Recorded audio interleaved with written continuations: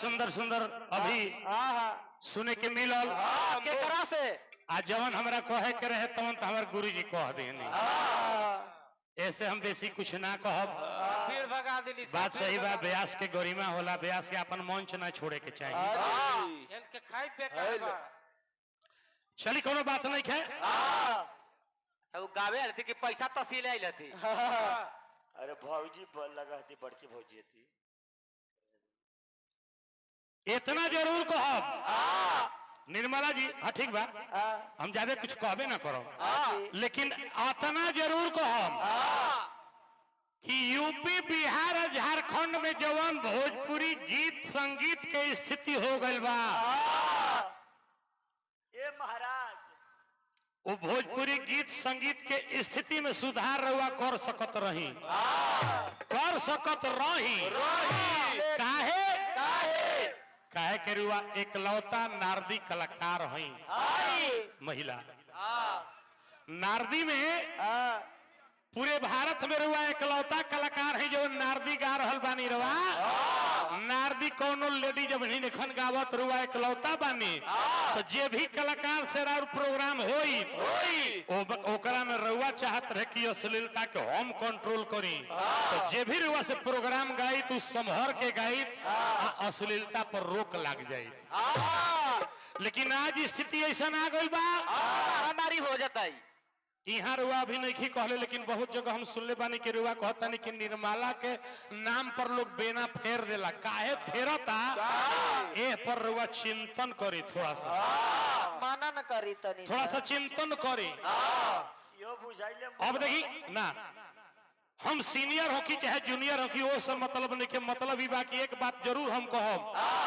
कि रास्ता अगर एहिजा से रुआ बदल दे हम तो बहुत लंबा सीढ़ी बा बहुत ऊंचाई तक जाए और बहुत ज्यादा दिन तक मार्केट में रहो लेकिन जो स्थिति बा स्थिति में सुधार अगर ना करो तो दिक्कत हो जाये जिला पर के मूला पर अरे वह ढलान में चल जाये कहे कि हम नाम ना धरब कुछ कलाकार लोग कहेला कि ना उनका जोरे ना गायब तो काहे ना गायब थोड़ा सा अश्लीलता से परहेज करनी हल्का पब्लिक के मनोरंजन भी देवे के बा लेकिन हल्का परहेज कर दे तो मजा आ जाए चली ठीक बा गाना बजाना बहुत सुंदर बा और शुरू कहले बनी जे प्रेम से होके तो हम रुआ से प्रेम से गए प्रेम से लेगा हाँ प्रेम से गए लेकिन एगो बात हमारा याद पड़ गई वीरेंद्र भाई वाह वाह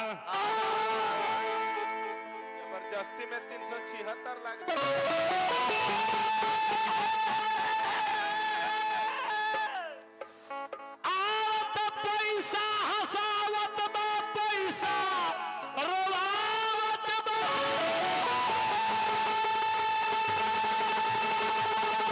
ए भाई दुनिया में प्यार बाटे पैसा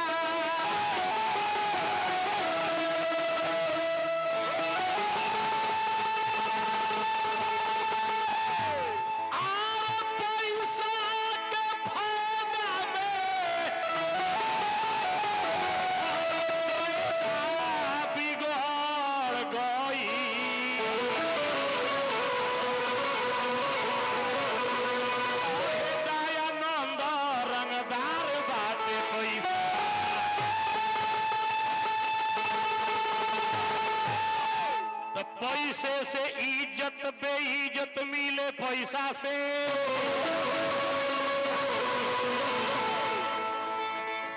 अभी जो गुरुजी कहनी वो पैसवे के चलते भाई पैसे के चलते से हाँ पैसवे के फायदा लेवे के चलते ही गड़बड़ा गए ना तो माहौल तो बड़ा बढ़िया रहे हाँ लेकिन पैसा के फायदा में कायदा बिगड़ गई चढ़ के तो पैसा से इज्जत बेइज्जत बाटे पैसा से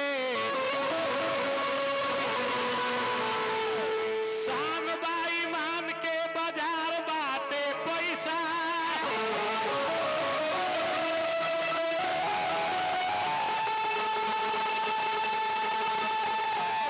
और पैसा बात सब बाटे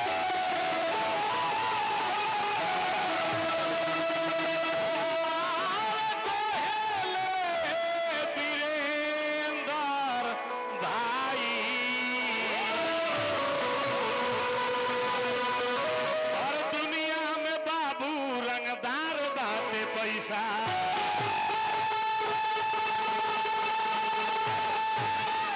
पैसा बा तो सब बा, पैसा नहीं खे तो कुछ ना कुछ नहीं खे। हाँ जी पैसा मिलते तो अरे वो पास में अगर पैसा नहीं खे तो देही पर बढ़िया कपड़ा ना रही, बढ़िया घर ना रही, चले के गाड़ी ना रही, तो ऐसा समाज में भी जल्दी लोग ना पूछे, अपना बगल में ना रही ना पूछे। देखिए हमारे साढ़ू बैठल बड़े आपन हाँ ना गैर तोहार रे बौरावा साढ़ू मर देती है ना अपन उगर देखल जाला। ई का फरियाद ले बड़ो ई लइका है के लड़ते साड़ू के बड़ साड़ू विजय भाई के साढ़ू बड़े बादल पासवान जी। बड़ रखबा तो फायदा होई। बाबा अभी नजर पड़ल से हम कहनी विजय के कहले नहीं आवे के कि चलो साढ़ू भैया बड़े भेंट हो जाए, लेकिन ना आइलन, कुछ घर में काम उनको चलता। चलिए कोनो बात नहीं, चलिए पर बात अब छोड़िए, अब तू गाना बजाना होके। बड़ा सुंदर एगो लय गौले रहने की लोग उल्टा हो गई, वही पर खाली हम झलक दिखा देता नहीं। देखिए दुगोला का मतलब बा कितनी मनी जवाब सवाल लय लयदारी से होखे के चाहिए। ऐसा ऐसा नहीं है कि गढ़वा रोड स्टेशन पर से गाड़ी खुलल तो एगो चल गई डिहरी देन और एगो चल गई चौपन देन,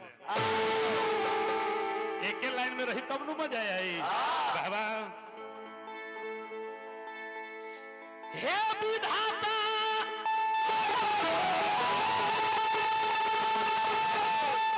हे विधाता ई का होता,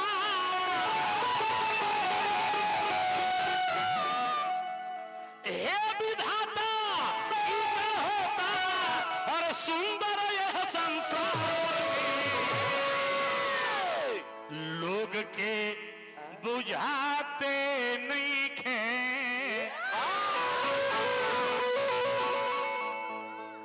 हे विधाता ई का होता,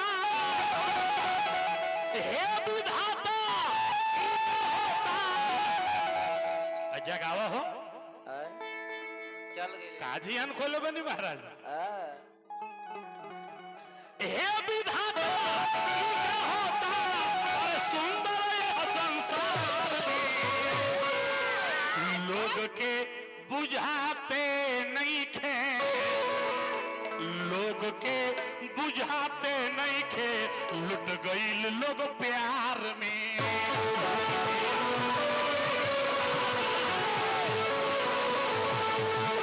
लोग के बुझाते नहीं खे, लुट गईल लोग प्यार में।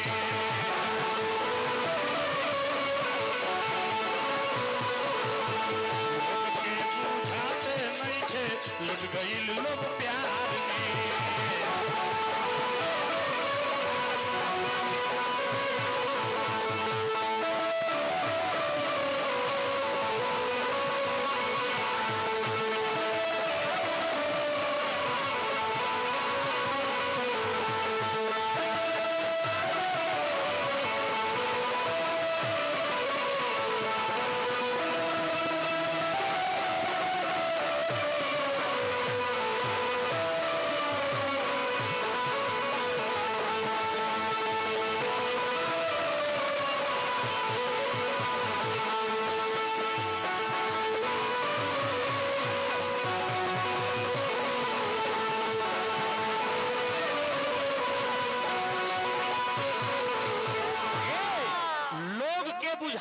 लुट गई लोग प्यार में।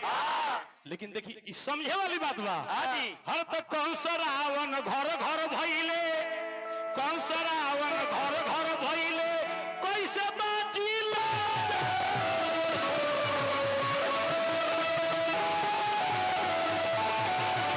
रावण घर घर भइले, कैसे बाची लाज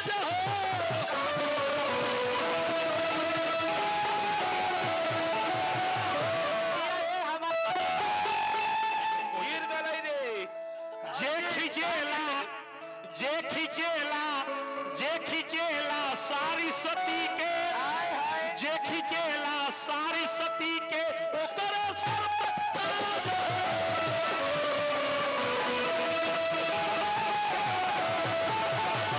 खिचेला सारी सती के ओकर सर पर ताज हो।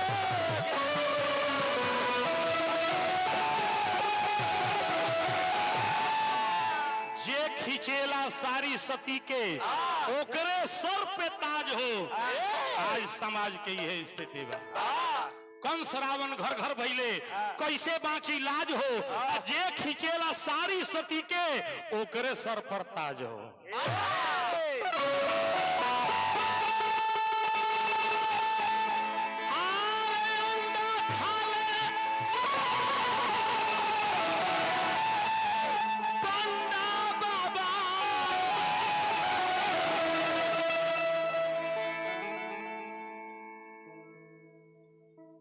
मेरे यहाँ तो वर्मा जी मेरे यहाँ लहसुन प्याज नहीं चलता है। बाजार में एकदम किचन आउट। बाजार में लहसुन प्याज एकदम किचन आउट। मेरे यहाँ लहसुन प्याज नहीं चलता है। अब बाजार में मिल गया इस समाज में सुनावे खातिर खाली अंडा चलता है। खाली गोड़ी सीधा छोड़ आज होटल में पहुंचे तो धीरे से एगो कोना में बैठ गए बाबू ऑमलेटवा बना के तीन देता। ऑमलेट चाहिए कि लेग पीस चाहिए? अंडा खा ले पंडा बाबा, अंडा खा ले पंडा बाबा। और कलयुग के लोग के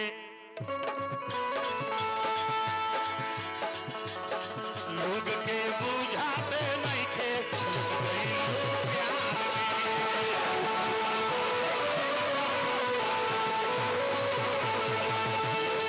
बुझाते नहीं थे उठ गई लोग प्यार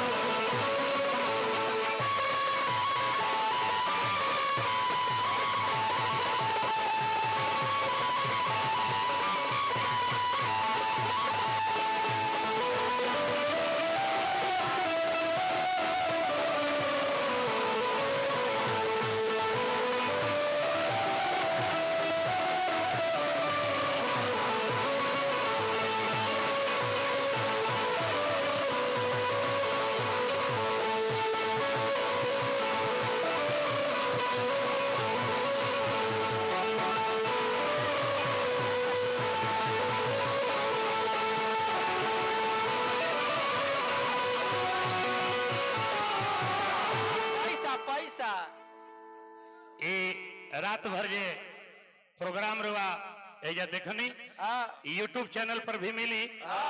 कुमार डिजिटल केडी म्यूजिक पर इस प्रोग्राम को वीडियो अपलोड किया जाएगा। सभी लोग इसको देखें, सब्सक्राइब करें चैनल को। बाबा गाना में लिखाएगा ये तो बढ़िया वैसे हम बढ़ा देता नहीं आगे। ए बाबा बाबा वो गानवा में लिखाई का डीएन तिवारी ने निर्मला यादव को रेला। वो तो यूट्यूब चैनल वाला के काम बा। वो लोग अपन टीआरपी बढ़ावे खातिर कुछ न कुछ लिखेला लोग। वो लोग का काम बा, वो लोग लिखी। ए बबुआ तो जोगी कतने हेलो हेलो अच्छा का से लिखी कलम हेलो हेलो ना जोगी कतने भोगी भइले भोग उल्टा हो गइल।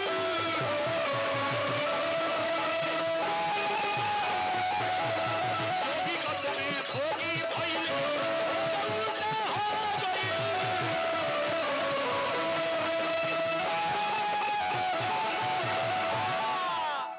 जोगी कतने भोगी भइले भोग उल्टा हो गइल। दाढ़ी बढ़ा के मठ में रहता रे आया अपन चेला चुड़िया के छोड़ के बाहर से सब लोग के फंसा करके माया जाल में बोह के ले आवता रे। लेकिन वो भोगी बारे आसाराम बापू जोगी नहीं खान वो भोगी बारे। नारायण साईं आसाराम फल्ला फल्ला सबके देखा तनी उन लोग के स्थिति का बा। लोग भीतर चल गए ए बबुआ जेल के एड्स के कारण ये बबुआ एड्स के कारण ये बबुआ संभोग उल्टा हो गया।